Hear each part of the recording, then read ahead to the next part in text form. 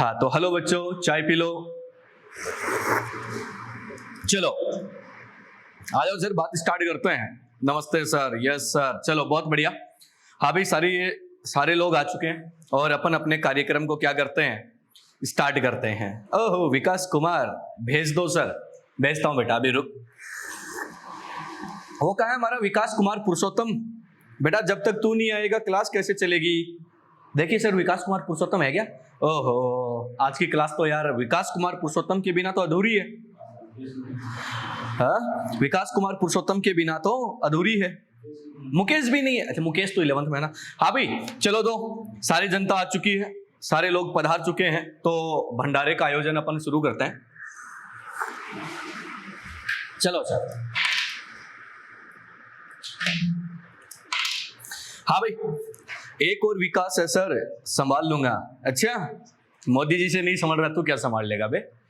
चलो बात को स्टार्ट करते हैं। और सुनना, देखो यार, अपनी जो बातें चल रही थी ना, वो चल रही थी कोऑर्डिनेशन केमिस्ट्री की। कोऑर्डिनेशन केमिस्ट्री में हम लोगों ने ऑलमोस्ट सारी बातें जो है वो कर ली थी। ठीक है, मतलब जो बेसिक बातें होती हैं वो सब बातें आप लोगों को मैंने वहां पे बता दी थी। ठीक है, लास्ट लेक्चर में जहां पे हमने लेक्चर को एंड किया था, लेक्चर जहां पर हमने एंड किया था, मैं आपको बता रहा था क्लासिफिकेशन ऑफ कॉम्प्लेक्सेज का क्लासिफिकेशन बता रहा था। और उसमें पहला जो टाइप था वो मैंने आपको बताया था क्या, कि sir classification of complexes on the basis of charge के बेसिस पे हमने कॉम्प्लेक्स को देखा था। उसके बाद चार्ज के बेसिस के देखने के बाद हमने ना उसके कई टाइप बताए थे कि कितने प्रकार के ये हो सकते हैं, कितने टाइप के ये हो सकते हैं। ये बात बच्चों हमारी कंप्लीट हो गई थी। उसके बाद बेटा हम लोगों ने जो स्टार्ट किया था वो था types of complexes on the basis of ligands, यानी कि लिगेंड के बेसिस पे कॉम्प्लेक्स का जो टाइप होता है उस टाइप की भी बच्चों हमने बात करी थी। उसमें हम लोगों ने कहा था क्या, हम लोगों ने ये बोला था कि सर आपके पास कॉम्प्लेक्स दो टाइप के होते हैं, एक होमोलेप्टिक और हेट्रोलेप्टिक। क्लियर है? होमोलेप्टिक मतलब एक ही टाइप का लिगेंड होगा, जैसे स्वीजर सोल्ट की हमने बात करी थी। ठीक है, जैसे पोटेशियम फेरोसाइनाइड की हमने बात करी थी, पोटेशियम फेरिसाइनाइड की हम लोगों ने बात करी थी। वहां पर ये बातें हमारी कंप्लीट हो गई थी।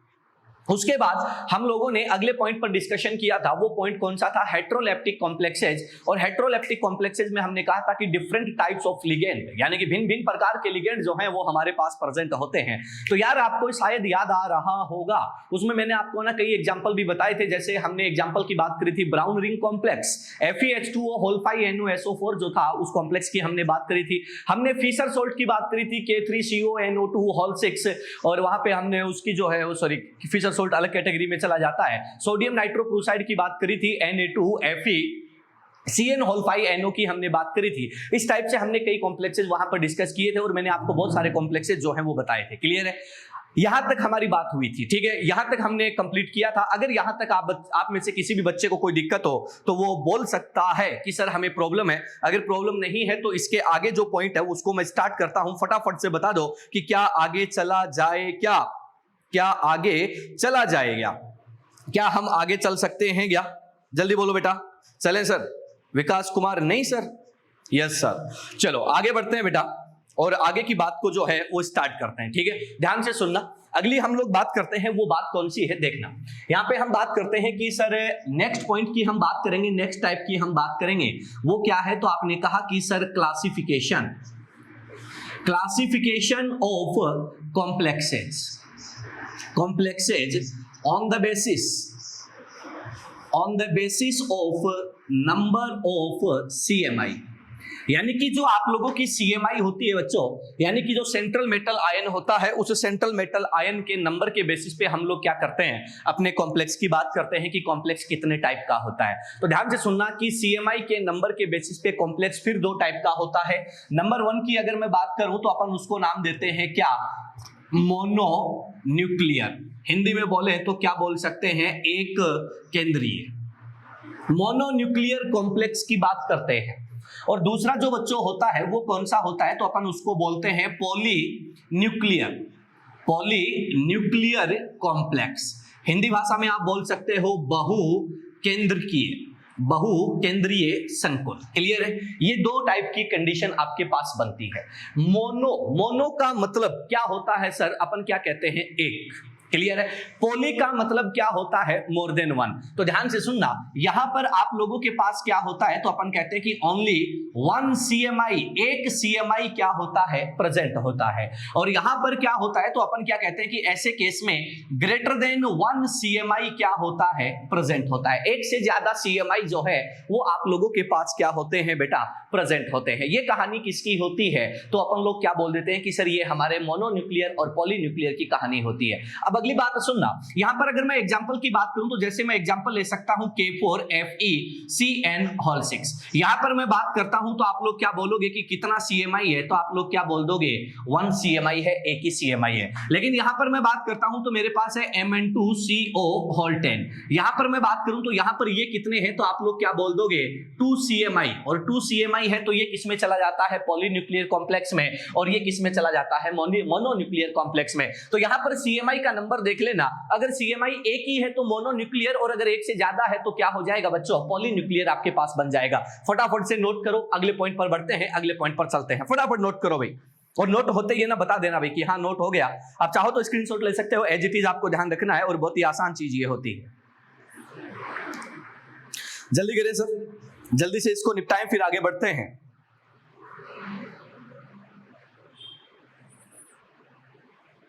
जल्दी बोले बेटा, सेट है? चलो सर, हाँ भाई नोट हो गया सर, बहुत बढ़िया बेटा। आगे बढ़ते हैं, अगले पॉइंट पर चलते हैं। ये आपकी कहानी किसकी होती है? तो अपन क्या बोलते हैं? मोनोन्यूक्लियर कॉम्प्लेक्स की कहानी होती है। ये आपकी कहानी किसकी होती है? तो अपन क्या बोल देते हैं कि मोनोन्यूक्लियर और पॉलीन्यूक्लियर कॉम्प्लेक्स की कहानी होती है। ये कहानी यहीं पर समाप्त होती है और अगले पॉइंट पर आपको लेके चलते हैं। तो बहुत ही प्यारा सा पॉइंट है, सुनते जाना और देखते जाना। अगले क्लासिफिकेशन पे अपन बढ़ते हैं, classification number 4। Classification of complexes on the basis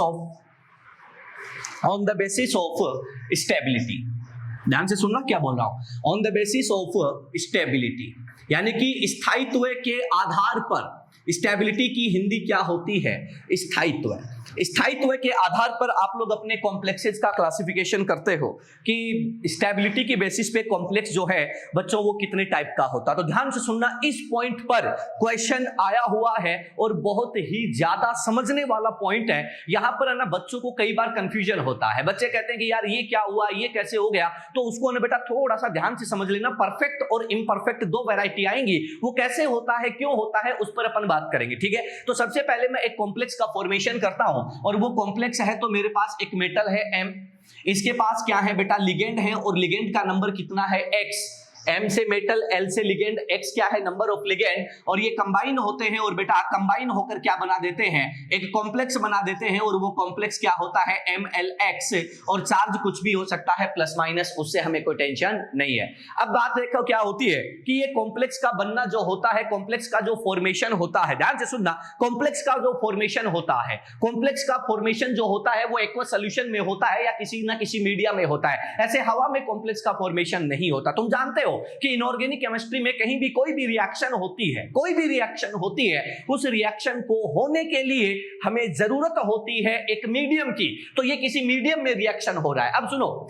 अगर मैं इधर से इधर जाता हूं, फॉरवर्ड डायरेक्शन में जाता हूं, तो यहां पर कॉम्प्लेक्स का निर्माण हो रहा है, फॉर्मेशन हो रहा है। अगर कॉम्प्लेक्स का फॉर्मेशन हो रहा है तो मैं इसके कांस्टेंट को बता देता हूं, क्या? के फॉर्मेशन। ध्यान से सुनना, मैंने किससे लिखा बच्चों? KF से। KF से लिखा, तो KF का मतलब यहां पर क्या हो गया? तो आप लोग क्या बोल दोगे? Formation constant. हिंदी में तुम बोल सकते हो निर्माण स्थिरांक। निर्माण स्थिरांक, निर्माण स्थिरांक। क्लियर है? अब सुनो, अगर मैं बैकवर्ड डायरेक्शन में जाता हूं, बैकवर्ड डायरेक्शन में जाता हूं, तो इधर वाली दिशा में जाने पर, इधर वाली डायरेक्शन में जाने पर कॉम्प्लेक्स क्या हो रहा है? ब्रेक हो रहा है। ध्यान से सुनना, इधर कॉम्प्लेक्स बन रहा है, फॉर्मेशन आ गया, इधर कॉम्प्लेक्स टूट रहा है तो ब्रेकडाउन होगा। तो तुम इसको बता सकते हो किससे? KINS। यहां पर KINS का मतलब क्या हो गया? इनस्टेबिलिटी। ध्यान से सुनना क्या बोल रहा हूं, इनस्टेबिलिटी कांस्टेंट। इनस्टेबिलिटी कांस्टेंट यानी कि अस्थायित्व का स्थिरांक है। इनस्टेबिलिटी का मतलब क्या हो गया कि कॉम्प्लेक्स जो है वो ब्रेक हो रहा है, डिसोसिएट हो रहा है, अनस्टेबल है। क्लियर है? अब सुनो अगली बात। अगर मैं ये कह दूं कि फॉरवर्ड और बैकवर्ड की अगर बात की जाए तो तुम एक बात जानते हो कि अगर के फॉर्मेशन का मान ज्यादा होगा तो इनस्टेबिलिटी का मान कम होगा।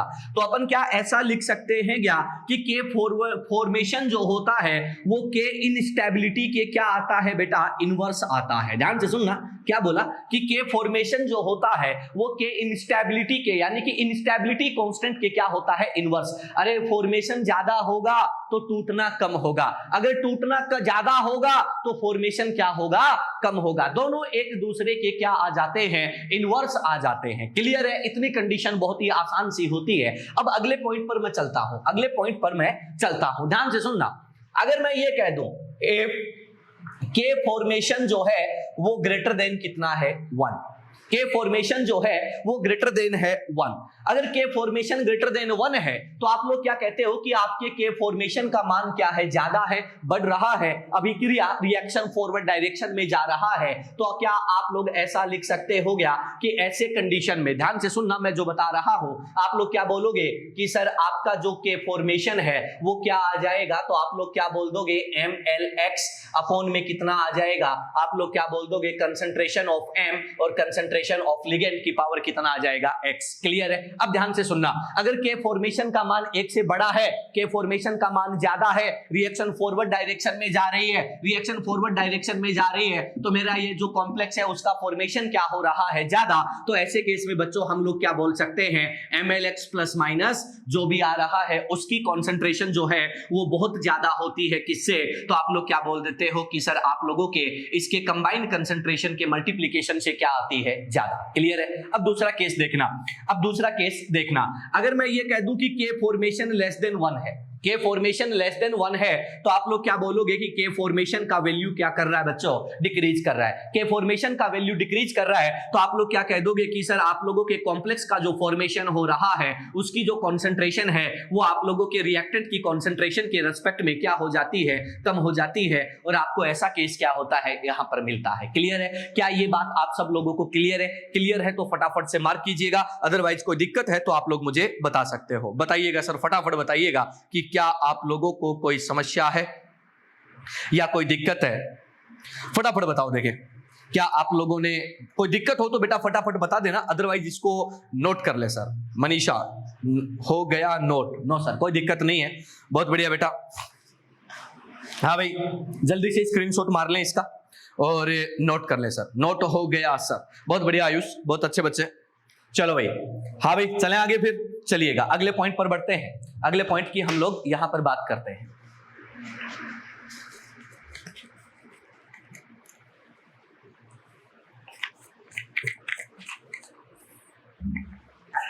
चलिएगा, ये तो हो गया बेटा इसके बेसिस पे। अब देखो सर, यहां पर मैं आपको ना एक बहुत ही गजब की बात बताने वाला हूं। यहां पर मैं आपको बहुत ही गजब की बात बताने वाला हूं। वो गजब की बात क्या है,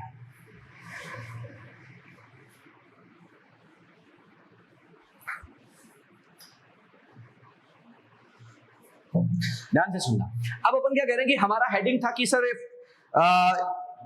बहुत ही सिंपल सा हेडिंग था, और हेडिंग क्या था, तो आप लोगों ने क्या बोला था कि sir classification of complexes on the basis of stability. Stability के बेसिस पे आपके कॉम्प्लेक्सेज का जो क्लासिफिकेशन है उस इस क्लासिफिकेशन की अपन क्या कर रहे थे, बात कर रहे थे। ठीक है, अब देखना बेटा, ध्यान से सुनना मेरी अगली बात को समझने से पहले बहुत सिंपल सी बात है। इस बेसिस पे कॉम्प्लेक्स बेटा दो टाइप का होता है। Number one perfect complex. ध्यान से सुन लेना भाई, यहां पर बच्चों को बड़ी समस्याएं आती हैं, यहां पर बच्चों को बहुत समस्याएं आती हैं। उन समस्याओं का हम यहां पर निराकरण करेंगे। क्या बोल रहा है कि पहला क्या हो सकता है बच्चों, परफेक्ट कॉम्प्लेक्स। परफेक्ट कॉम्प्लेक्स क्या होगा, क्या एग्जाम्पल होगा, उस पर हम चर्चा करेंगे। ठीक है, दूसरा जो टाइप आता है, सेकंड वैरायटी बच्चों जो आती है वो आती है कौन सी, इम्परफेक्ट कॉम्प्लेक्स। दूसरा कौन सा आता है, इम्परफेक्ट कॉम्प्लेक्स। देखो यार, सीधी सी बात है कि अपन नहीं कहते क्या कि ये वाला काम जो है सर हम परफेक्शन के साथ करेंगे, परफेक्शन के साथ करेंगे। और कई बार क्या होता है कि हम लोग है ना किसी काम को बहुत अच्छे तरीके से करते हैं और वो एकदम से परफेक्ट बनता है, लेकिन कई बार क्या होता है कि उसी काम को अगर हमसे दोबारा कराया जाए या किसी और मेथड से या किसी और बंदे से कराया जाए तो वो उतना परफेक्ट नहीं हो पाता है। तो इसी बेसिस पे बस यही परफेक्ट और इम्परफेक्ट का मीनिंग होता है बच्चों, इसी बेसिस पे हम लोग बात करेंगे। ध्यान से सुनना, आप लोगों ने अभी अभी एक पॉइंट पढ़ा था स्टेबिलिटी कांस्टेंट यानी कि फॉर्मेशन कांस्टेंट। अब ध्यान से सुनना, क्या मैं ये कह सकता हूं क्या कि सर जिसका फॉर्मेशन कांस्टेंट का वैल्यू ज्यादा होगा उस कॉम्प्लेक्स की स्टेबिलिटी क्या होगी, ज्यादा। ध्यान से सुनना, जिस कॉम्प्लेक्स के लिए के फॉर्मेशन का वैल्यू ज्यादा होगा उस कॉम्प्लेक्स की स्टेबिलिटी क्या होगी, ज्यादा। बात पल्ले पड़ गई। और जिस कॉम्प्लेक्स के लिए फॉर्मेशन कांस्टेंट का वैल्यू कम होगा उसकी स्टेबिलिटी बच्चों क्या होगी, कम होगी। क्लियर है? ये दो बात ध्यान रखना और इन्हीं बातों के बेसिस पे हम लोग चर्चा करेंगे। तो अपन यहां पर क्या कहते हैं कि सर परफेक्ट वो होता है जिसके लिए हाई वैल्यू ऑफ के फॉर्मेशन होता है। ध्यान से सुनना, क्या बोला? परफेक्ट कॉम्प्लेक्स बच्चों वो होता है जिसके लिए क्या होता है, high value of formation constant, यानी कि केएफ का वैल्यू बहुत ज्यादा होता है। यहां पे अपन बात करते हैं क्या, तो अपन क्या बोलेंगे कि less value of formation constant. Formation constant की वैल्यू कम होती है, यहां पर ज्यादा यहां पर कम। अगर वैल्यू ज्यादा तो कॉम्प्लेक्स ज्यादा स्टेबल बनेगा, उसको बोलेंगे परफेक्ट। सर यहां पर केएफ का वैल्यू कम, केएफ का वैल्यू कम तो स्टेबल बनेगा या अनस्टेबल या less stable, less stable. Less stable बनेगा तो उसको क्या बोल देते हैं, इम्परफेक्ट कॉम्प्लेक्स। बहुत ही आसान तरीके से आप लोग बच्चों बात को समझ सकते हो। अब अगली बात सुनना, देखो सर इन दोनों के बेसिस पे डी ब्लॉक जो है उस डी ब्लॉक की बहुत ही गजब की बात और गजब का क्वेश्चन आप लोगों के सामने आता है और बहुत ही शानदार सा सवाल आप लोगों को देखने को मिलता है। वो सवाल क्या होता है, उस सवाल पे मैं आपको लेके आता हूं। ध्यान से सुनना, एक बहुत ही गजब का रिएक्शन जो है वो गजब का रिएक्शन आप लोगों को देखने को मिलता है। ध्यान से सुनना, और वो एग्जाम में आया हुआ है, नीट में भी आया हुआ है, जेईई में भी आया हुआ है। तो बच्चों उस रिएक्शन को बहुत ही प्यारे तरीके से समझने की कोशिश करना। यहां पर मैं बात करता हूं, ध्यान से सुनना। अपन कहते हैं कि हमारे पास एक सॉल्ट है और वो सॉल्ट कौन है, CuSO4, कॉपर सल्फेट है। इस कॉपर सल्फेट का एक्वस सॉल्यूशन बेटा आपको दिया गया है, कॉपर सल्फेट का एक्वस सॉल्यूशन आपको दिया गया है और इसकी रिएक्शन करवाई जा रही है किसके साथ बेटा, KCN के एक्वस सॉल्यूशन के साथ। ध्यान से सुनते जाना बच्चों, दोनों रिएक्शन को एक साथ लेके चलता हूं। ये रिएक्शन आप लोग देखोगे तो आपको बहुत जगह देखने को मिलेगी। एक बच्चों में लेके चलता हूं कैडमियम सल्फेट का एक्वस सॉल्यूशन और इस एक्वस सॉल्यूशन की रिएक्शन भी करवाई जा रही है KCN के एक्वस सॉल्यूशन के साथ। ठीक है, अब ध्यान से सुनना, दोनों बातों को समझने की कोशिश करना।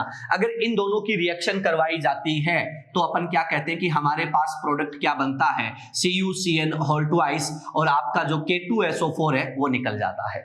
अगर बच्चों में इधर रिएक्शन करवाता हूं तो आप लोगों के पास क्या बनता है, CdCN होल ट्वाइस और K2SO4 जो है वो आप लोगों का निकल जाता है।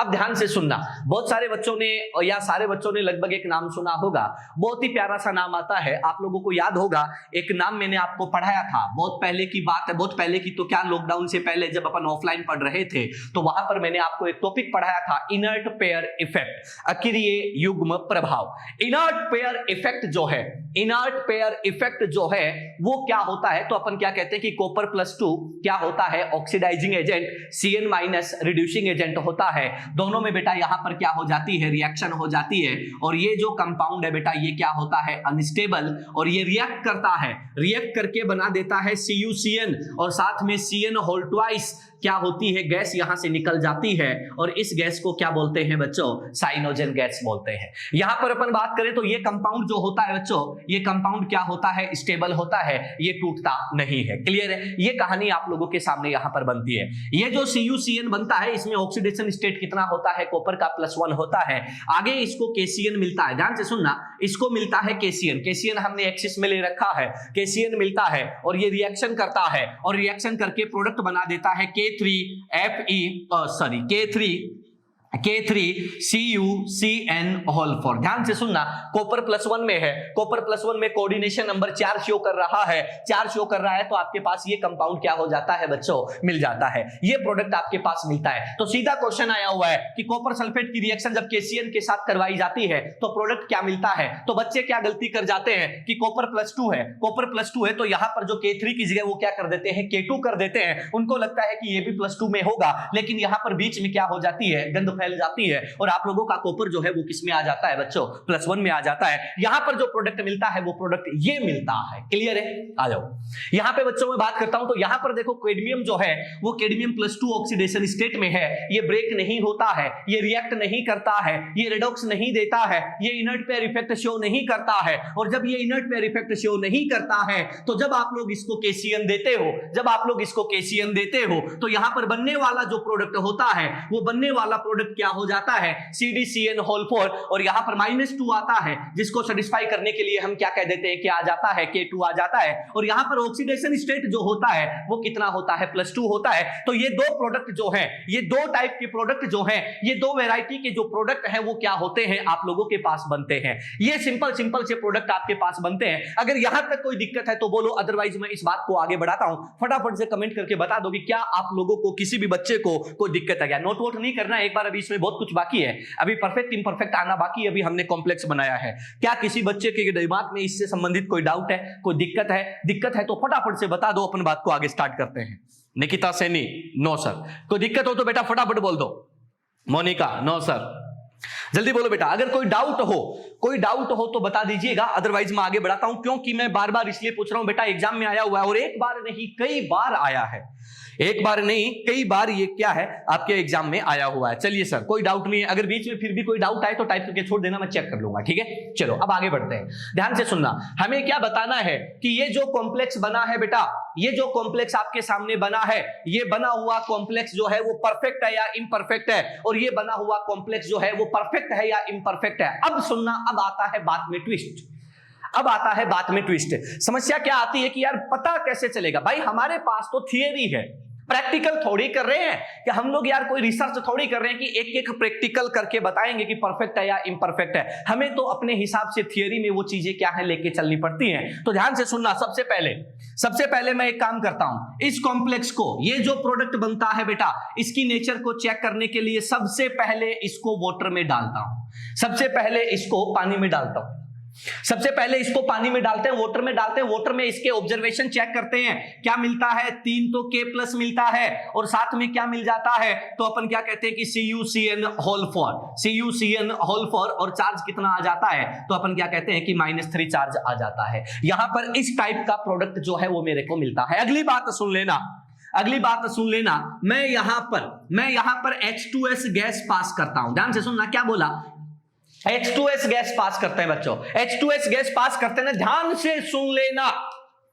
सल्फाइड जो होता है वो PPT का फॉर्मेशन करता है, सल्फाइड जो है वो PPT का फॉर्मेशन करता है। और सल्फाइड जब PPT बनाता है मेरे बच्चों, तो अपन क्या कहते हैं कि यहां पर कॉपर +1 है, और कॉपर +1 सल्फाइड के साथ किसका PPT बनाना चाहिए, Cu2S का PPT बनाना चाहिए। और ये जो Cu2S का PPT होता है, इस PPT का कलर कैसा होता है, तो अपन क्या कहते हैं कि ग्रे या फिर ब्लैक टाइप का PPT जो है वो आपको यहां पर मिलता है। ध्यान से सुनना, क्या बोला कि Cu2S जो है, कॉपर +1 जो है वो सल्फाइड के साथ, किधर गया, ये रहा, सल्फाइड के साथ क्या बनाता है बेटा, Cu2S का PPT बनाता है, जिसका कलर ग्रे ब्लैक होता है। क्लियर है बात, ध्यान से सुनना, कलर कैसा होता है, ग्रे ब्लैक कलर का होता है। और अपन कहते हैं कि अगर ये कॉम्प्लेक्स टूट जाए, ये कॉम्प्लेक्स अगर टूट जाए तो यहां पर हमें क्या मिलना चाहिए, ये PPT मिलना चाहिए। लेकिन ऑब्जर्वेशन में हमें क्या मिलता है, तो हम क्या कहते हैं कि नो PPT,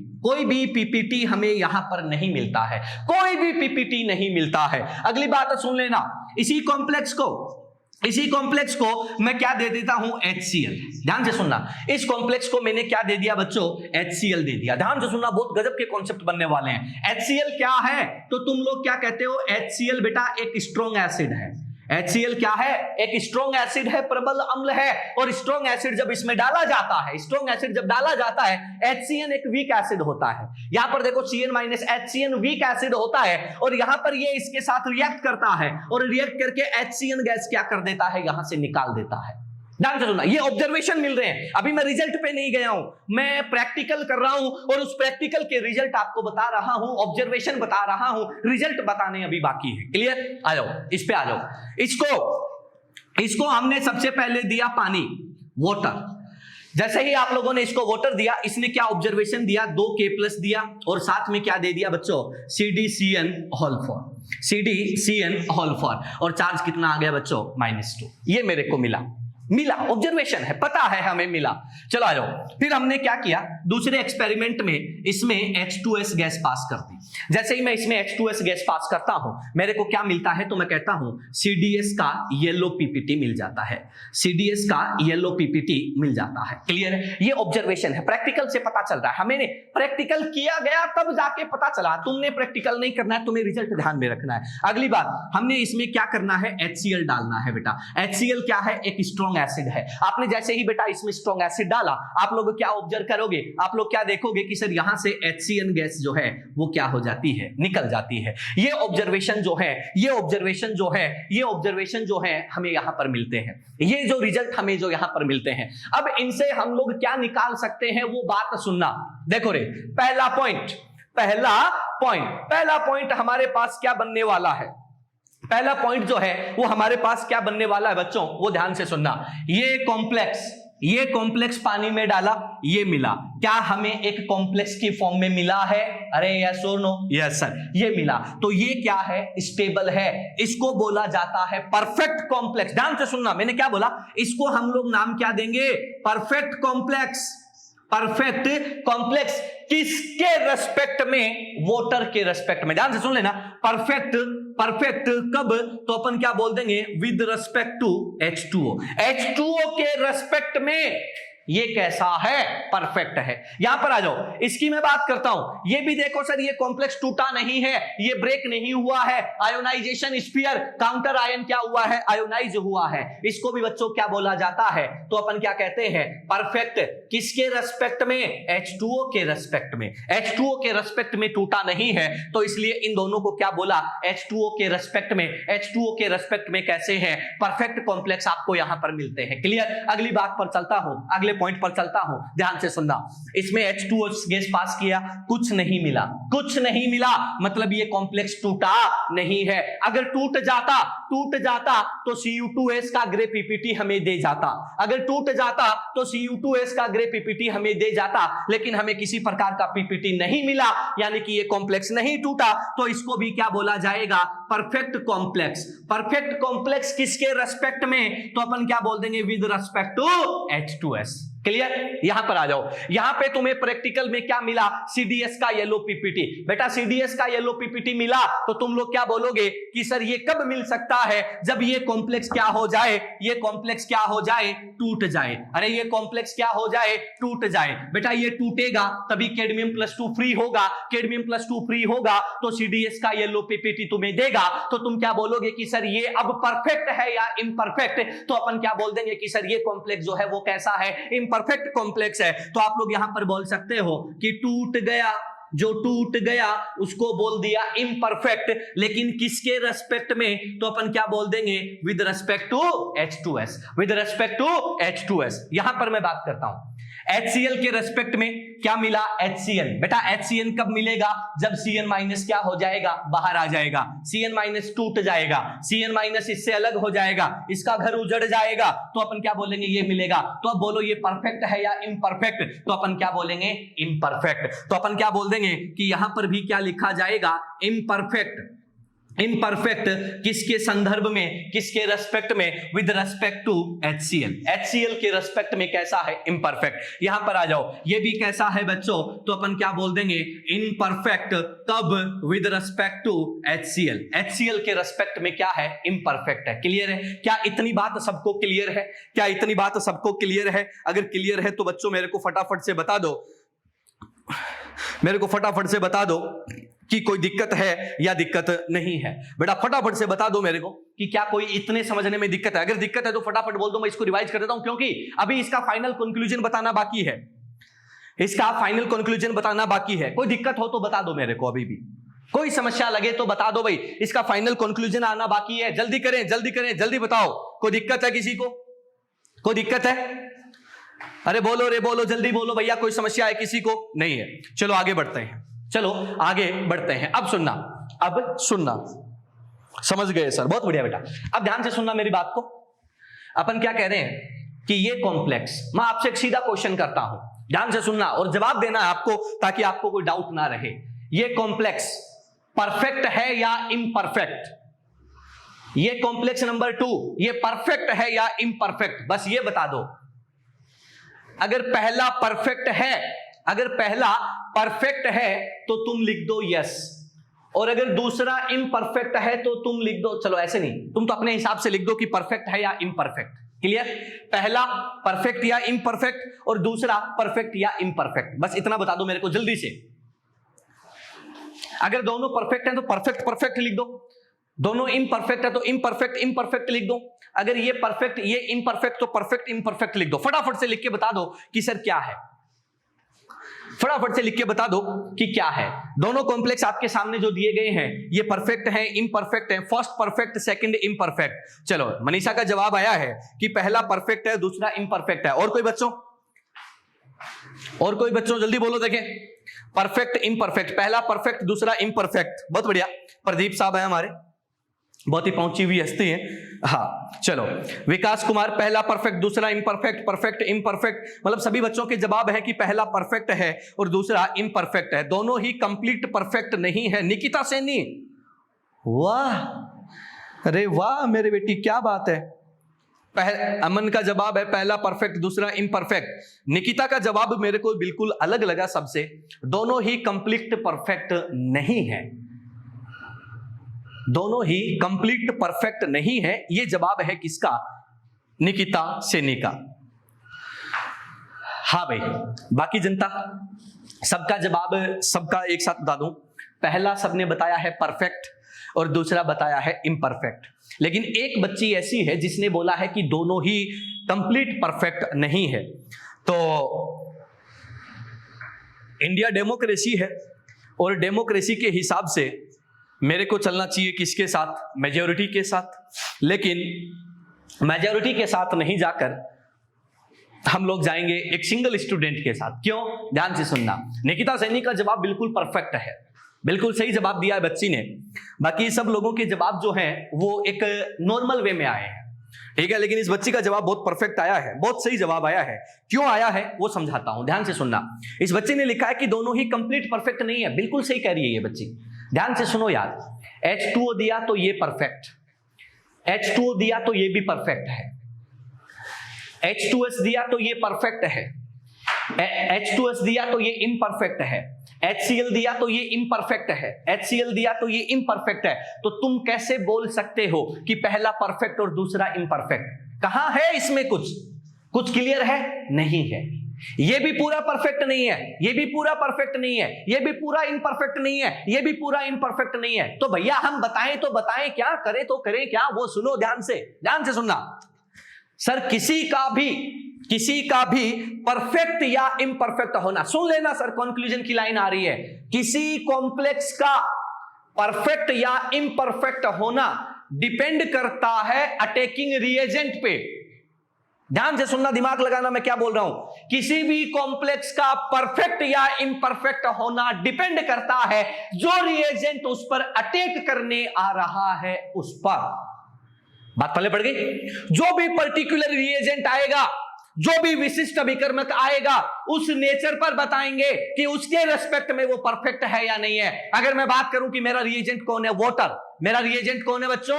वोटर। तो मैं ये कहूंगा कि वोटर के रेस्पेक्ट में दोनों के दोनों कैसे हैं? परफेक्ट हैं। वोटर के रेस्पेक्ट में दोनों के दोनों कैसे हैं? परफेक्ट हैं। ये पहला पॉइंट। H2S के रेस्पेक्ट में ये परफेक्ट है, ये इम्परफेक्ट है। HCl के रेस्पेक्ट में दोनों इम्परफेक्ट हैं। तो अब सुन लो कंक्लूजन की लाइन, मैंने जगह यहां पर छोड़ी हुई है, इसी जगह में बात लिखता हूं, ध्यान से सुनना। Stable in presence of a particular reagent. ध्यान से सुनना क्या लिखा, stable in presence of a particular reagent. Hindi भाषा में बताऊं तो एक विशिष्ट अभिकर्मक, एक विशिष्ट अभिकर्मक की उपस्थिति में क्या होता है, स्थायी होता है। जैसे ये रहा, जैसे ये रहा, जैसे ये रहा। बात तो समझ गए। यहां पर मैं बात करता हूं, इम्परफेक्ट कौन होता है, तो अपन क्या कहते हैं, अनस्टेबल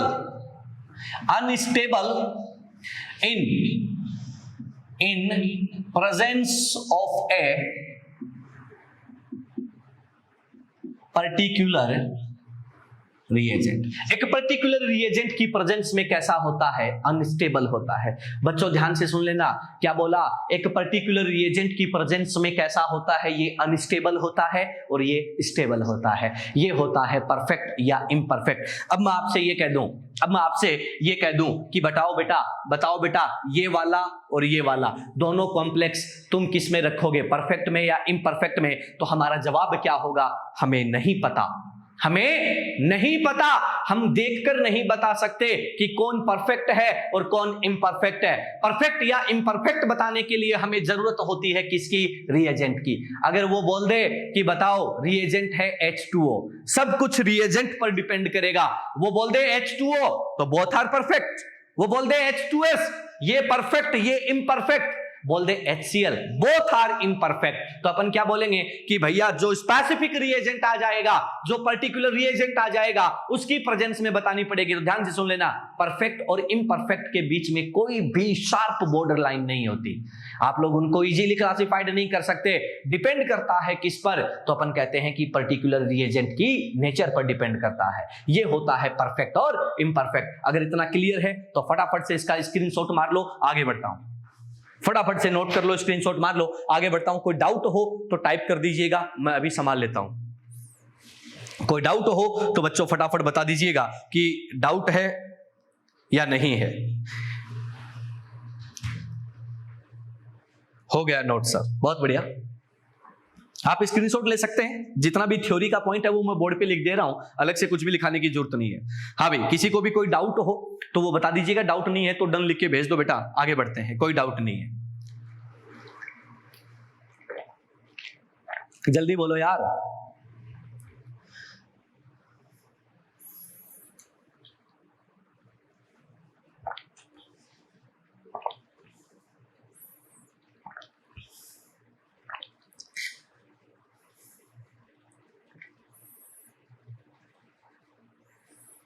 अरे बोलो रे, जल्दी बोलो यार।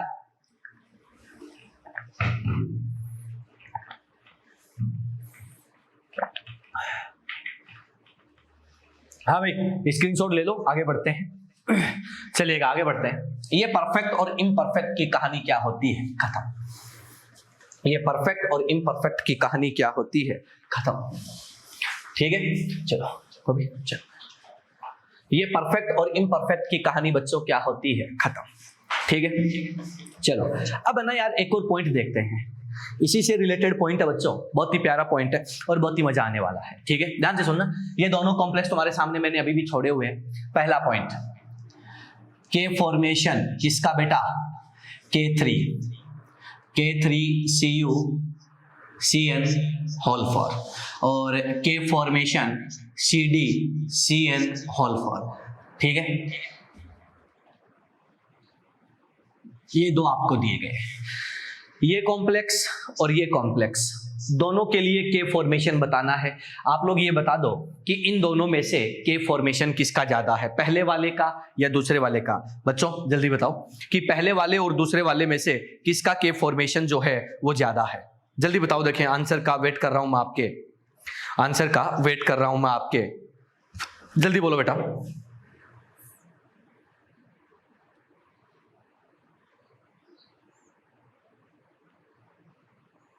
जल्दी बोलो प्यारे बच्चों, पहले और दूसरे में से किसका के फॉर्मेशन ज्यादा है, बताओ ना यार, जल्दी करो रे। फर्स्ट का। मनीषा का जवाब है फर्स्ट का। हाँ भाई देखो सर, एक जवाब आया है फर्स्ट का। जल्दी बोलो फिर मैं आगे बढ़ूं यार, टाइम नहीं है इतना। फर्स्ट वाले का बहुत बढ़िया। देखो सर, पहले वाला जो है वो इसके रेस्पेक्ट में भी परफेक्ट है, इसके रेस्पेक्ट में भी परफेक्ट है, इसके रेस्पेक्ट में इम्परफेक्ट है। ये वाला इसके रेस्पेक्ट में परफेक्ट है बट यहां पर इन दोनों के रेस्पेक्ट में इम्परफेक्ट है, तो अपन क्या बोलेंगे कि इसका फॉर्मेशन कांस्टेंट जो है वो इस वाले से क्या आता है, ज्यादा। अगर बेटा इसमें किसी को कोई दिक्कत हो तो बता दो, अदरवाइज अपन अगले पॉइंट की तरफ चलते हैं। ठीक है, बहुत ही आसान है सर, कोई मुश्किल काम नहीं है। आपके सामने सब कुछ पड़ा है, बस आपको तो आइडेंटिफाई करना है, डिसइंटिग्विश करना है कि क्या होने वाला है और क्या नहीं होने वाला है। ठीक है, चलो अगले पॉइंट पर चलता हूं। पहला पॉइंट ध्यान से सुनना, अपन बोलेंगे कि there is no sharp border line between perfect and imperfect complex. Perfect और इम्परफेक्ट कॉम्प्लेक्सेस के बीच में कोई भी शार्प बॉर्डर लाइन नहीं होता है। ध्यान से सुनना, शार्प बॉर्डर लाइन ये रहा, कोई भी शार्प बॉर्डर लाइन नहीं होती है कि आप ये नहीं बोल सकते कि सर ये वाले इधर वाले परफेक्ट और इधर वाले इम्परफेक्ट। ना बच्चों, ऐसा कभी नहीं हो सकता, कभी भी नहीं हो सकता। कोई भी अपने आप में परफेक्ट नहीं है, कोई भी अपने आप में इम्परफेक्ट नहीं है। ठीक है, बात पल्ले पड़ गई, कोई दिक्कत नहीं है। जैसे हम बोले कि भैया कोई भी आदमी है, कोई भी इंसान है, तो अपन क्या कहते हैं कि क्या वो हमेशा परफेक्ट होता है? नहीं सर, सब में कुछ ना कुछ कमियां होती हैं। कोई किसी चीज में परफेक्ट हो सकता है, कोई किसी दूसरी चीज में परफेक्ट हो सकता है। जैसे आप लोग बच्चे हो, ठीक है, आप में से कुछ बच्चे पढ़ने में परफेक्ट होते हैं, कुछ बच्चे मजे लेने में परफेक्ट होते हैं। जैसे जो पढ़ने वाला बच्चा है, अगर उससे पूछा जाए कि क्या आप पढ़ाई में परफेक्ट हो, तो वो क्या बोलेगा? Yes sir.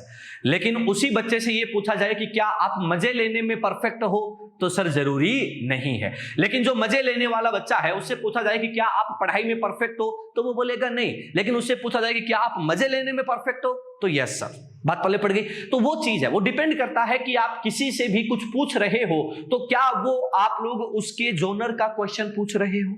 बात पल्ले पड़ गई? अरे हाँ या ना, क्लियर है? कोई दिक्कत है किसी को? नहीं, बहुत आसान है, बहुत सिंपल है। जैसे आगे बढ़ते हैं, अपन क्या कहते हैं कि sir perfect and imperfect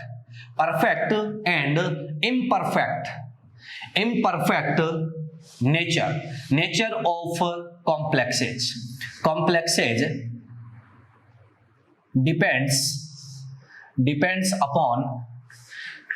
depends upon attacking reagent. यानी कि जो आक्रमणकारी अभिकर्मक होता है, ध्यान से सुनना क्या बोला, जो आक्रमणकारी अभिकर्मक होता है, जो अटैकिंग रिएजेंट होता है, उस अटैकिंग रिएजेंट पर डिपेंड करता है कि कौन परफेक्ट है और कौन इम्परफेक्ट है। क्लियर है? अब तुम बोलोगे कि यार सर हमें कितने के याद रखने पड़ेंगे? बेटा आपको ज्यादा याद नहीं रखने हैं, 2 एग्जाम्पल तो जो मैंने बताए हैं वो याद रखने हैं, और एक कॉमन चीज मैं बता देता हूं जो आपके क्वेश्चंस को सोल्व करने में आपकी बहुत ज्यादा हेल्प कर देगा। वो क्या है? तो अपन कहते हैं, ध्यान से सुनना, कि ऑल अमोनिया क्या होता है मेरे बच्चों? NH3। एंड साइनो क्या होता है? CN-। ध्यान से सुनना, ऑल अमोनिया एंड साइनो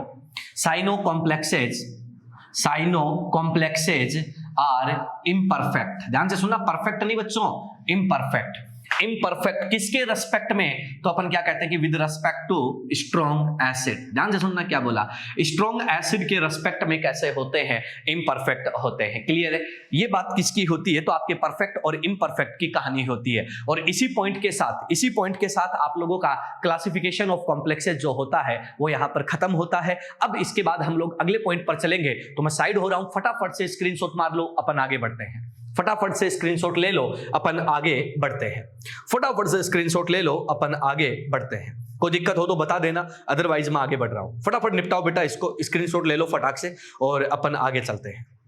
जैसे ही आपका काम हो जाए फटाफट से मार्क कर देना कि यस सर, चलो आगे। जल्दी बोलो बेटा।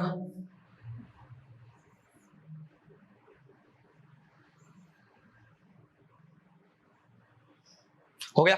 चलो बहुत अच्छे बच्चे। चलो सर अगले पॉइंट पर चलता हूं बच्चों। अगले पॉइंट की हम लोग यहां पर बात करते हैं।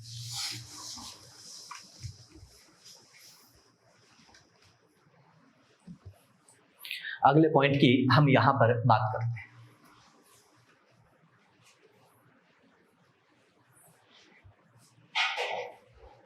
चलो अगले पॉइंट पर चलते हैं। अगले पॉइंट की हम लोग यहां पर बात करते हैं, वो क्या है सुन लो। अगले पॉइंट पर चलते हैं, क्लासिफिकेशन ऑफ लिगेंड्स। हेडिंग लगा लो सारे लोग, क्या है? Classification of ligands. Classification of ligands यानी कि आपके जो लिगेंड होते हैं उन लिगेंड के क्लासिफिकेशन की मैं बात करता हूं, उनके वर्गीकरण की मैं यहां पर बात करता हूं कि उनको कैसे कैसे मेरे प्यारे बच्चों क्लासिफाइड किया जाता है और कैसे आप लोग उनके बारे में चर्चाएं कर सकते हो। ठीक है, तो उस चीज को हम लोग यहां पर देखने वाले हैं और बहुत ही सिंपल सा क्लासिफिकेशन होता है, कोई भी मुश्किल काम यहां पर नहीं होता है। क्लासिफिकेशन का पहला बेसिस होता है on the basis of charge. On the basis of charge यानी कि चार्ज के बेसिस पे आप लोग क्या कर सकते हो, उनको क्लासिफाइड कर सकते हो। चार्ज के बेसिस पे कैसे क्लासिफाइड कर सकते हो तो सुन लो। चार्ज के बेसिस पे पहला क्लासिफिकेशन क्या होता है तो अपन कहते हैं कि न्यूट्रल लिगेंड। ध्यान से सुनना क्या लिख रहा हूं, न्यूट्रल लिगेंड। हिंदी भाषा में क्या कहते हैं? उदासीन लिगेंड। क्या बोलते हैं बच्चों? उदासीन लिगेंड। उदासीन लिगेंड की मैं यहां पर बात करता हूं कि उदासीन लिगेंड कौन होते हैं? वे लिगेंड जिन पर कोई चार्ज नहीं होता उनको क्या कहते हैं? उदासीन लिगेंड। क्लियर है? अब देखो सर अगली बात करते हैं। जब इनका नाम लिखा जाता है, उदासीन लिगेंड का जब न्यूट्रल लिगेंड का जब नेम लिखा जाता है तो अपन क्या कहते हैं, क्या होता है? तो अपन कहते हैं कि जनरल, क्या बोलते हैं कि general name, general name is used. उसका जो जनरल नेम होता है, जो सामान्य नाम होता है, वही क्या किया जाता है? यूज किया जाता है। क्लियर है? अब अपन कहते हैं कि सर इसके लिए क्या कोई सफिक्स होता है तो अपन क्या बोलते हैं? No specific suffix. कोई भी स्पेसिफिक सफिक्स, सफिक्स का मतलब आप समझ गए होंगे, अनुलग्न। कोई भी स्पेसिफिक अनुलग्न जो है वो यहां पर काम में नहीं लिया जाता है। जैसे कुछ एग्जांपल मैं बता देता हूं, आगे चल के हम लिगेंड पे बहुत डिटेल में स्टडी करने वाले हैं। पहले हम इसका क्लासिफिकेशन देख लेते हैं, नाम वाम और सारी चीजें जो हैं वो हम बाद में देखेंगे। ठीक है, सबसे पहले मैं बात करता हूं, जैसे कुछ एग्जांपल हैं। H2O, H2O की बात करता हूं तो H2O जो लिगेंड है, इस लिगेंड का अगर आपको नाम लिखना हो तो आप क्या बोलोगे? ये कैसा है? उदासीन है, न्यूट्रल है। न्यूट्रल है तो अपन क्या बोलते हैं कि इसका जनरल नेम यूज किया जाता है और इसको एज ए लिगेंड क्या बोला जाता है तो अपन क्या बोल देते हैं? एक्वा। क्लियर है? जैसे मैं बात करता हूं बेटा NH3 की, तो NH3 भी क्या है तो अपन ने कहा उदासीन है, न्यूट्रल है, तो इसको क्या बोला जाता है तो अपन क्या बोलते हैं? AMMINE। ठीक है, अमोनिया नहीं बोलेंगे, क्या बोलेंगे इसको? Amine, AMMINE। ध्यान रखना। अपन तीसरा करते हैं CO। CO जब एज ए लिगेंड होता है तो इसको कार्बन मोनोऑक्साइड नहीं क्या बोला जाता है? कार्बोनाइल बोला जाता है। ठीक है, जैसे NO की मैं बात करता हूं तो जब ये एज ए लिगेंड होता है तो इसको क्या बोल दिया जाता है तो अपन क्या बोलते हैं? नाइट्रोसाइल बोल दिया जाता है। अभी मैं इनके बारे में डिटेल नहीं बता रहा हूं, अभी सिर्फ एक सुपरफिशियल, एक सरफेसली बात बता रहा हूं क्योंकि आगे चल के मैं इसको ढंग से डिस्कस करने वाला हूं। ठीक है, चलो ये तो पहला चार्ज के बेसिस पे। चार्ज के बेसिस पे दूसरा टाइप आ सकता है बच्चों, क्या? Cationic ligand. कैटाइनिक लिगेंड का मतलब क्या होता है? धनायनिक। धनायनिक लिगेंड। धनायनिक लिगेंड जो होते हैं उनके लिए आप लोग जो सफिक्स यूज करते हो, जो अनुलग्न यूज करते हो, उस अनुलग्न की मैं बात करूं तो क्या बोल दिया जाता है? IUM। क्या बोल दिया जाता है? IUM। क्लियर है? अब सुनो सर, अपन क्या कहते हैं कि क्या क्या कंडीशंस आप लोग यहां पर लगा सकते हो। जैसे NO+ लिगेंड है तो इसका नाम क्या था? नाइट्रोसाइल NO था, तो EM लगा दो तो क्या बोल दिया जाएगा? नाइट्रोसिलियम। या फिर आप लोग इसको क्या बोल सकते हो? नाइट्रोसोनियम। जैसे आप लोगों के पास N2H5+1 हो, N2H4 को बोलते हैं हाइड्रोजीन, तो इसको मेरे प्यारे बच्चों क्या बोल दिया जाएगा? हाइड्राजीनियम। क्या बोल दिया जाएगा? हाइड्राजीनियम। ये क्या होता है? Cationic ligand. तीसरा जो टाइप होता है ना बच्चों, वो क्या होता है? तो अपन क्या बोलते हैं? Anionic ligand. एनायनिक लिगेंड की अगर मैं बात करूं तो आप लोग हिंदी भाषा में इसको क्या बोलते हो? ये होता है ऋणायनिक लिगेंड। क्या होता है? ऋणायनिक लिगेंड। ऋणायनिक लिगेंड की बच्चों में बात करता हूं तो ध्यान से सुनना, जितने भी ऋणायन होते हैं, जितने भी एनायन होते हैं, उनमें से मैं 3 वैरायटी ले लेता हूं।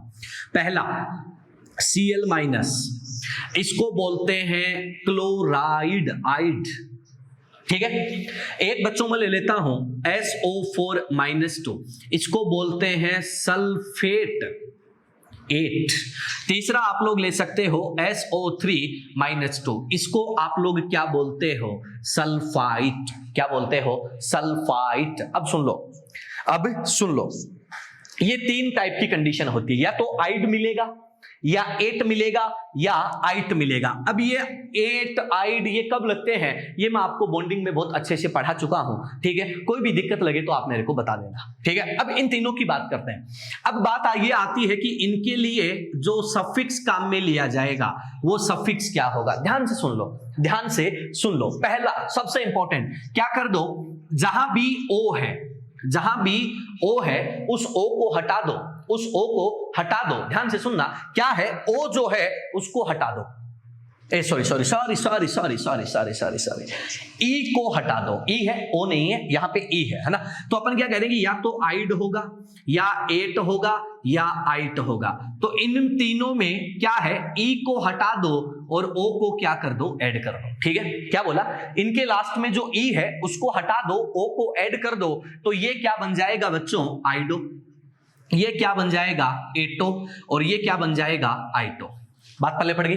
क्लियर है? तो अपन क्या कह रहे हैं कि जब ये तीनों जो हैं, अगर ये लिगेंड है, ये तीनों जब लिगेंड है तो आप लोग नेम क्या दे सकते हो? ये क्लोराइड है, तो आइड को हटा दो तो क्या बन जाएगा?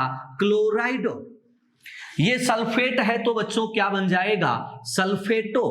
बेटो ये सल्फाइट है तो क्या बन जाएगा? सल्फाइटो। बात पल्ले पड़ गई? क्या बन जाएगा? सल्फाइटो। तो ये क्या होता है? इनका नेम होता है। अब ध्यान से सुनना, एक इंपॉर्टेंट बात मैं यहां पर बताने वाला हूं।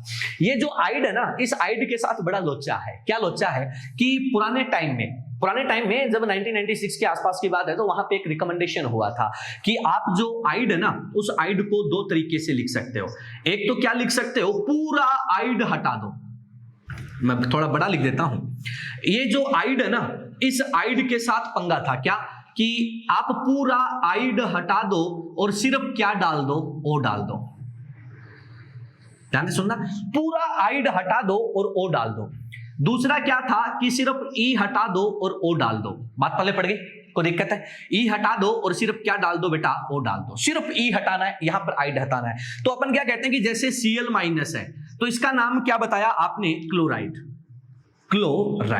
तो क्लोराइड का पुराना नाम क्या, नया नाम जो है वो क्या हो जाए? पुराना नाम जो है वो क्या हो जाएगा? आइड हटा के O डाल दो तो क्या बन जाता है? क्लोरो। और नया नाम जो है वो E हटा के O डाल दो तो क्या बन जाता है? क्लोराइडो। क्लियर है? ये 2 कंडीशन आपके सामने आती है।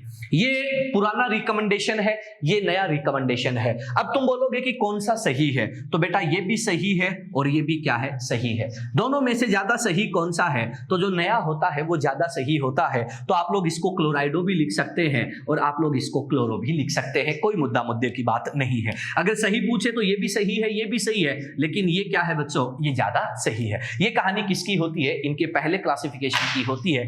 ये 1996 का रिकमेंडेशन है, ये 2002 या 2004 के आसपास का रिकमेंडेशन है। तो ये रिकमेंडेशन आपको ज्यादा कोई माथापच्ची नहीं करनी है, बहुत ही सिंपल सा रिकमेंडेशन होता है। फटाफट से स्क्रीनशॉट मारो, आगे बढ़ते हैं। कोई दिक्कत हो तो बताइएगा। हाँ भाई, मनीषा का एक क्वेश्चन आया है कि सर जो इम्परफेक्ट कॉम्प्लेक्स होता है उनको डबल सोल्ट भी कहते हैं ना, जब वो 100% आयोनाइज होते हैं। बिल्कुल बेटा, बहुत एक अच्छा क्वेश्चन आपने पूछा है, लेकिन बात आपकी बिल्कुल गलत है। बात आपकी बिल्कुल गलत है। बहुत अच्छे, ऐसे ही क्वेश्चन का मैं इंतजार कर रहा था कि आप लोगों में से क्या किसी के दिमाग में कोई बात आती है क्या।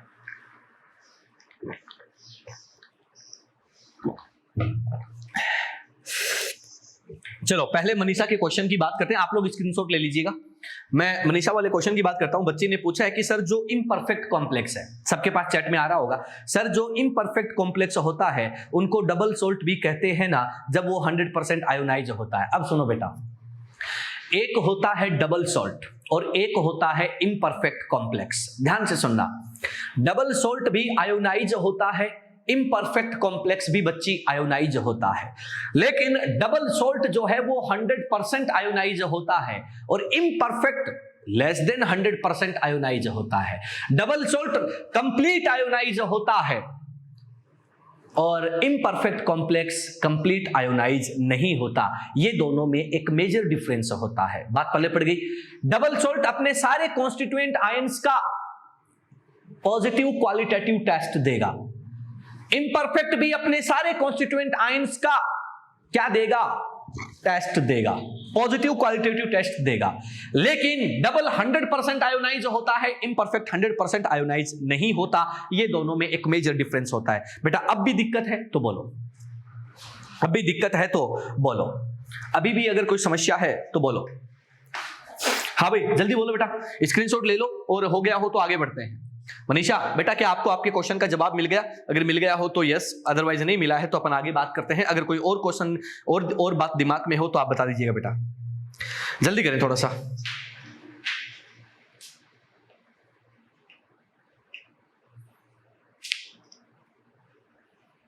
जल्दी बोलो भाई, अगर किसी भी बच्चे के दिमाग में कोई दिक्कत हो। मनीषा अगर 100% बेटा, अगर कोई 100% आयोनाइज हो गया तो वो इम्परफेक्ट कॉम्प्लेक्स नहीं है, वो डबल सोल्ट है। हो ही नहीं सकता, हो ही नहीं सकता। याद कर पहला लेक्चर हमने क्या बोला था, एडिशन कंपाउंड दो टाइप के होते हैं। पहला डबल सोल्ट जो एक्वस सॉल्यूशन में 100% आयोनाइज होता है, दूसरा कॉम्प्लेक्स जो आयोनाइज कंप्लीटली आयोनाइज नहीं होता है। फिर हम आगे बढ़े तो कॉम्प्लेक्स में हमने बोला कॉम्प्लेक्स दो टाइप के हैं, एक जो अपने सारे कॉन्स्टिट्यूएंट आयन का टेस्ट नहीं देता है वो है परफेक्ट, और जो दे देता है उसको बोलते हैं इम्परफेक्ट। इम्परफेक्ट आयोनाइज होता है, इसका मतलब क्या हो गया कि वो 100% नहीं है बेटा। अगर वो 100% हो ही गया तो वो कॉम्प्लेक्स है ही नहीं, कॉम्प्लेक्स है ही नहीं। क्लियर? और बोल बेटा। हाँ मनीषा और कोई दिक्कत? अगर बेटा वो 100% टूट गया ना तो वो कॉम्प्लेक्स है ही नहीं, फिर तो वो कॉम्प्लेक्स बचा ही नहीं ना। बात पहले पड़ गई? ठीक है सर। हाँ चलो आगे बढ़ते हैं, अगले पॉइंट पर चलते हैं। ये सारा आपका काम खत्म हो गया होगा। अगर आपका ये काम खत्म हो गया तो मैं आपको अगले पॉइंट की शेयर कराता हूं। चलिएगा अगले पॉइंट पर चलते हैं।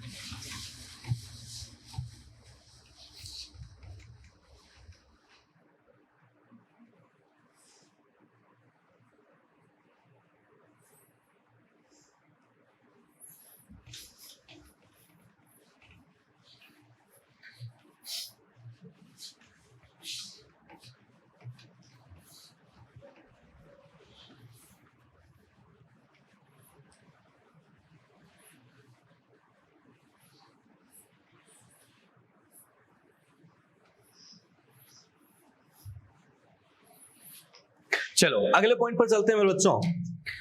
हमने कहा कि सर क्लासिफिकेशन ऑफ लिगेंड, और लिगेंड के क्लासिफिकेशन में आप लोगों ने क्या बोल दिया कि पहला क्लासिफिकेशन जो है वो क्या है, चार्ज के बेसिस पे। चार्ज के बेसिस पे लिगेंड तीन टाइप के हैं, न्यूट्रल, केटायन और एनायन। न्यूट्रल में कोई भी सफिक्स नहीं है, केटायन में ईएम सफिक्स है, और एनायन में जो है वो ई को हटाकर ओ डाल दो, ये आपका सफिक्स है। क्लोराइड जो है वो क्लोराइडो बन जाता है, सल्फेट जो है वो सल्फेटो बन जाता है, सल्फाइट जो है वो सल्फाइटो बन जाता है, और ये क्लासिफिकेशन आपका कंप्लीट होता है। दूसरा नंबर 2 क्लासिफिकेशन का second basis, on the basis of denticity. Denticity की हिंदी में पहले ही बता चुका हूं, दंतुकता। डेंटिसिटी की हिंदी क्या बता चुका हूं, दंतुकता। आप लोगों को यार बच्चों याद होगा हमने जब डेंटिसिटी की बात करी थी, मैं आप लोगों को जब जनरल पॉइंट बता रहा था, तो डेंटिसिटी का मतलब क्या होता है कि कोई भी लिगेंड है वो जितने नंबर ऑफ लोन पेयर, जितने लोन पेयर या जितने इलेक्ट्रॉन पेयर बच्चों डोनेट करता है, उन इलेक्ट्रॉन पेयर के नंबर को क्या बोला जाता है, डेंटिसिटी बोला जाता है। वापस सुनना, क्या बोला कि सर आपके जितने भी, ध्यान से सुनना बच्चों मेरी बात को, मैंने क्या बोला कि आपके जितने भी लिगेंड हैं, उन लिगेंड में कोई भी लिगेंड ले लो, वो लिगेंड जितने नंबर ऑफ लोन पेयर देता है, उन लोन पेयर के नंबर को क्या बोलते हैं, डेंसिटी। अब सुनो, इस बेसिस पे लिगेंड कई टाइप के होते हैं। नंबर वन, अब सुनना यार, यहां पे क्लासिफिकेशन है ना हल्का सा पेचीदा होता है, हल्का सा इसमें ट्विस्ट होता है, वो ट्विस्ट मैं आपको समझाने की कोशिश करता हूं, ध्यान से सुनना। नंबर 1 अपन कह रहे हैं कि sir only one donor site present. Donor site की हिंदी क्या होती है बच्चों, दाता स्थल। क्या बोला, केवल एक दाता स्थल प्रेजेंट है, ओनली एक डोनर साइट प्रेजेंट है, ऐसे लिगेंड को नेम दिया जाता है मोनोडेंटेट। ध्यान से सुन लेना, मोनोडेंटेट लिगेंड। हिंदी भाषा में कहते हैं एक दंतुक लिगेंड। क्या बोला, ऐसे लिगेंड जिनमें ओनली एक डोनर साइट क्या होती है, प्रेजेंट होती है, उन लिगेंड को क्या बोला जाता है, मोनोडेंटेट, यानी कि एक दंतुक लिगेंड। क्लियर है, सिंपल है, आसान है, कोई दिक्कत नहीं आएगी। नंबर बी पर अपन बात करते हैं, ध्यान से सुनना। और इस बार जो बात है वो बड़ी गजब की आने वाली है, क्या बोला कि सर टू डोनर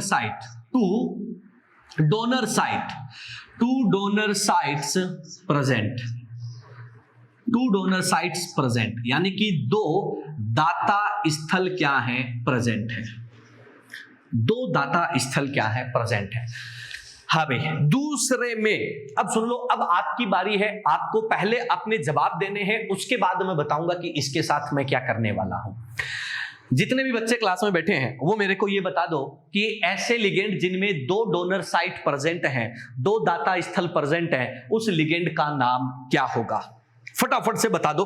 मैं आपके सवाल का जवाब के इंतजार में हूं, फटाफट मेरे बच्चों मेरे को बता दो कि उस लिगेंड का नाम जो है वो क्या दिया जाएगा।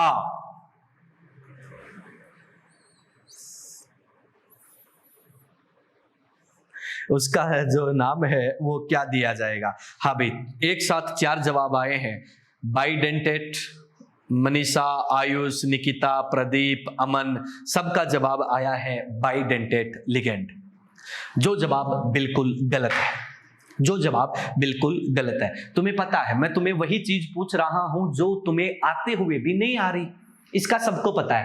एक ही है, एक ही बॉन्ड बनाएगा, एक कोऑर्डिनेट बनेगा, तो नाम हो गया मोनोडेंटेट। अमन, सर इस चीज पर डिपेंड करेगा कि कितने साइट्स यूज कर रहा है, अगर कोई एक कर रहा है तो एम्बीडेंटेट। अमन, फिर आपकी आधी बात सही है मेरे बच्चे और आधी बात गलत है। मनीषा, चिलेटिंग लिगेंड भी बोलते हैं। मनीषा ये तो बहुत आगे पहुंच गए बेटी आप, अगर दोनों करेगा तो बाइडेंटेट। बेटा अमन देखो, आप जहां गलती कर रहे हो उसी पॉइंट की मैं बात करता हूं, ध्यान से सुनना, बहुत गजब का पॉइंट आने वाला है। क्योंकि अपन जहां पर गलती करते हैं, जहां पर मिस्टेक्स करते हैं, वही चीज ये है, अगर दोनों करेगा, चलो ठीक है। अब देखो, आपने जो जवाब दिए हैं उन जवाब को मैं एक एक करके गलत करता हूं और अपन सही जवाब ढूंढते हैं। आप खुद ही समझ जाओगे कि हाँ यार हमने सही जवाब दिया या गलत। आधे जवाब सही है, आधे गलत है, 100% सही नहीं है ना। देखो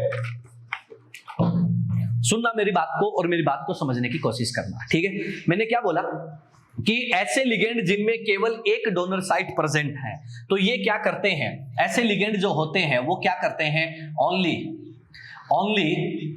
one coordinate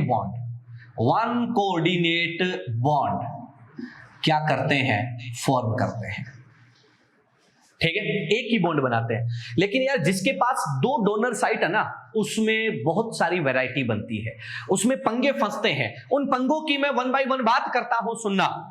case number one, जिसके पास दो डोनर साइट है वो पहला कांड करेगा क्या, फॉर्म 3 मेंबर्ड रिंग। ध्यान से सुनना, पहला कांड क्या कर सकता है, वो 3 मेंबर्ड रिंग बना सकता है। ध्यान से सुनना, जिसके पास 2 डोनर साइट है ना, वो पहला कांड क्या करेगा, 3 मेंबर्ड रिंग बनाएगा। जैसे O double bond O double bond O, oxygen के पास 2 लोन पेयर होते हैं, ऑक्सीजन के पास 2 लोन पेयर होते हैं। मेरे बच्चों, मैं आपसे ये कह दूं कि ये मेटल है, आपने क्या करवाना है, इससे भी डोनेट करवाया, इससे भी डोनेट करवाया, इसके पास 2 डोनर साइट है। मैंने क्या बोला, 2 डोनर साइट है, 2 दाता स्थल है, मैंने ये नहीं बोला कि दोनों देता है। अब एक बात बताओ, कितने मेंबर का रिंग बना, 3 मेंबर रिंग। बेटा एक बात बताओ कि जो 3 मेंबर रिंग बनता है, जो 3 मेंबर रिंग बनता है, क्या वो स्टेबल होता है? नहीं सर। तो अपन यहां पर क्या बोलेंगे कि ये क्या बना, 3 मेंबर्ड रिंग। ध्यान से सुन लेना, 3 मेंबर्ड रिंग। और तुम जानते हो 3 मेंबर्ड रिंग क्या होता है, अनस्टेबल। अनस्टेबल होता है, क्यों होता है, तो अपन क्या बोल देते हैं, due to angular strain. Due to angular strain, यानी कि हिंदी में बोले तो क्या बोल देते हो बच्चा, कोणीय विकृति। कोणीय विकृति के कारण क्या हो जाते हैं, ये अनस्टेबल होते हैं, मतलब ऐसा नहीं बनेगा। तो ध्यान से सुन लो, पहला पॉइंट, 2 डोनर साइट्स प्रेजेंट है, 2 डोनर साइट है और वो 3 मेंबर्ड रिंग बना रहा है। तो बेटा अमन, वो लिगेंड जो होता है वो भी कैसा होता है, मोनोडेंटेट। अब अमन, आपने बेटा बीच में एक और जवाब दिया था एम्बीडेंटेट, उसकी भी मैं बात करूंगा। एम्बीडेंटेट लिगेंड भी मैक्सिमम कैसे होते हैं, मोनोडेंटेट। बात पल्ले पड़ गई। एम्बीडेंटेट भी मैक्सिमम कैसे होते हैं बेटा, अपन कहते हैं कि मोनोडेंटेट। क्या इतनी बात सबको क्लियर है, हाँ या ना? हाँ या ना? हाँ या ना? फटाफट बता दो, इस पॉइंट को अपन आगे बढ़ाते हैं। ठीक है, चलो अगली बात पे चलते हैं। अब सुनो, अब यार दूसरा कांड क्या हो सकता है बच्चों, नंबर 2 पॉइंट पर आता हूं, इसी पॉइंट का अगला पोर्शन। अपन कहते हैं कि फोर मेंबर्ड रिंग, अगर वो 4 सदस्यीय वलय बनाते हैं, 4 मेंबर्ड रिंग बनाते हैं, तो तुम एक बात जानते हो कि सर मैं बात करता हूं बेटा किसकी, स्टेबिलिटी की। स्टेबिलिटी में एक तो है 4 मेंबर्ड रिंग और एक क्या है, 3 मेंबर्ड रिंग। एक तो 4 सदस्यीय वलय, एक 3 सदस्यीय वलय, और तुम जानते हो 4 सदस्यीय वलय जो है वो क्या होती है, ज्यादा स्थायी होती है। होती कि नहीं होती? होती है, ये सबको पता है। ठीक है सर। अब अपन बात करते हैं कि अगर ऐसा कर्मकांड हुआ तो आपका जो लिगेंड है वो क्या कर सकता है, इजीली अपना काम कर सकता है। क्लियर है? अरे हाँ या ना? कर सकता है कि नहीं कर सकता? अब देखो सर, अब अपन क्या कहते हैं कि ये तो एक बात हुई। अब हमारे पास है ना एक और आगे चलते हैं। अपन क्या कहते हैं कि वो 4 मेंबर बना रहा है, लेकिन तुम एक बात और जानते हो कि उनके पास है ना, ध्यान से सुनना, हमारे पास रिंग 3 मेंबर का भी हो सकता है, 4 का भी हो सकता है, और हमारे पास 5, 6 और 7 का भी हो सकता है। उस पॉइंट को भी मैं यहां पर ऐड कर देता हूं। तो अपन क्या कहते हैं कि 5 भी हो सकता है, 6 भी हो सकता है और 7 भी हो सकता है। ये मेंबर्ड रिंग जो है वो आपके पास होती है, और 5, 6, 7 वाले जो हैं वो इनसे भी क्या होते हैं मेरे बच्चों, ज्यादा स्टेबल होते हैं। तो अपन क्या कह देते हैं कि ये क्या होता है, इनका स्टेबिलिटी ऑर्डर। अब मेरा क्वेश्चन ये है मेरे बच्चों, मेरा क्वेश्चन ये है जिसका जवाब आपको देना है। क्वेश्चन ये है कि सर ऐसे लिगेंड जो 2 डोनर साइट रखते हो और 4 सदस्यीय 4 मेंबर्ड रिंग बनाते हो, 4 सदस्यीय वलय बनाते हो, वो बाइडेंटेट होंगे या मोनोडेंटेट? फटाफट बता दो, वो बाइडेंटेट होंगे या मोनोडेंटेट? वेट कर रहा हूं मैं आपके क्वेश्चन का, जल्दी बोलो मेरे बच्चों, वो बाइडेंटेट होंगे या मोनोडेंटेट? मनीषा, मोनोडेंटेट। हाँ भाई, एक जवाब आया है मोनोडेंटेट। मोनो या बाई लिख दो फटाफट बच्चों, कि मोनो होएगा या बाई होएगा। जल्दी बोलो जल्दी बोलो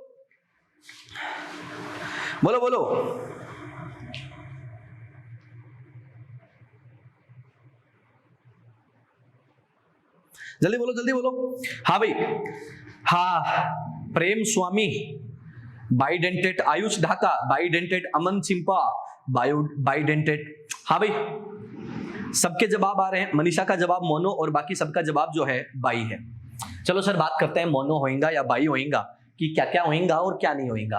अब सुनो, ऐसे लिगेंड जो 4 मेंबर्ड रिंग बनाते हैं, ऐसे लिगेंड जो 4 मेंबर्ड रिंग बनाते हैं,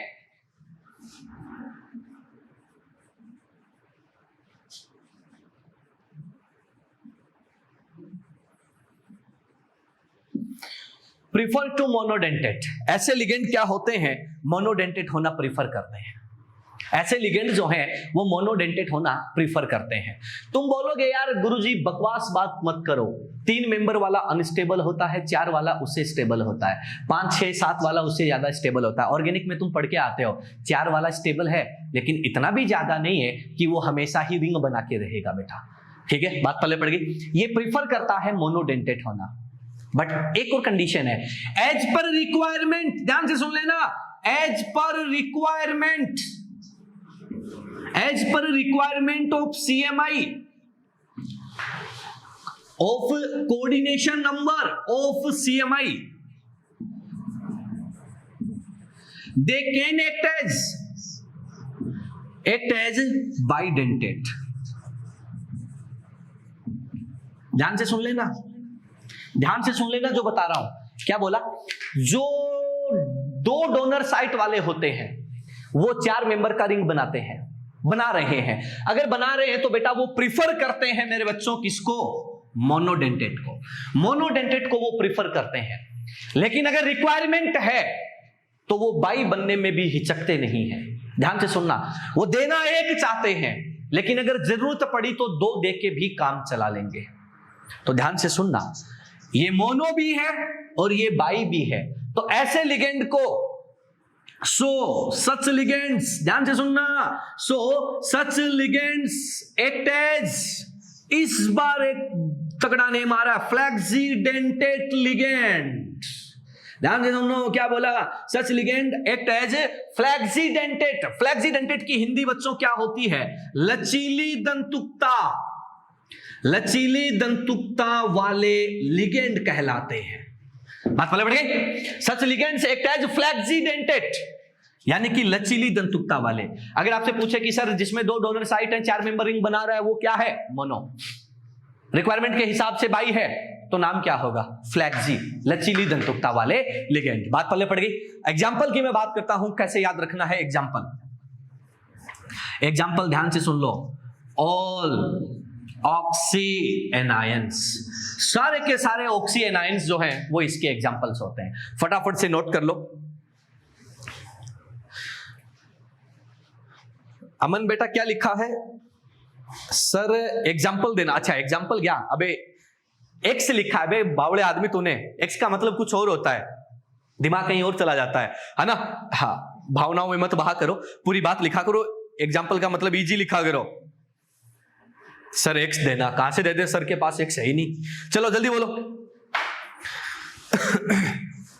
जल्दी बोलो, जल्दी बोलो, जल्दी बोलो, जल्दी बोलो। हाँ अमन बेटा एग्जांपल दे दिया है ना। अरे भाई लिखा करो ढंग से रे। Sir C does not exist lol. अच्छा ज्यादा शाना है क्या, कैमरे के अंदर से लाफा पड़ेगा। हाँ चलो बात वैसे सही भी है तेरी। जल्दी बोलो, जल्दी बोलो। हाँ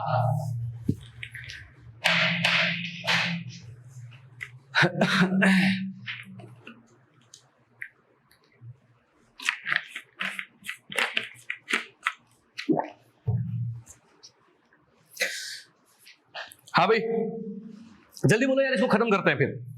जल्दी से स्क्रीनशॉट मार लो, फिर मैं आगे बढ़ता हूं, अगले पॉइंट पर चलता हूं।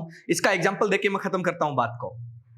इसका एग्जांपल देके मैं बात को खत्म करता हूं।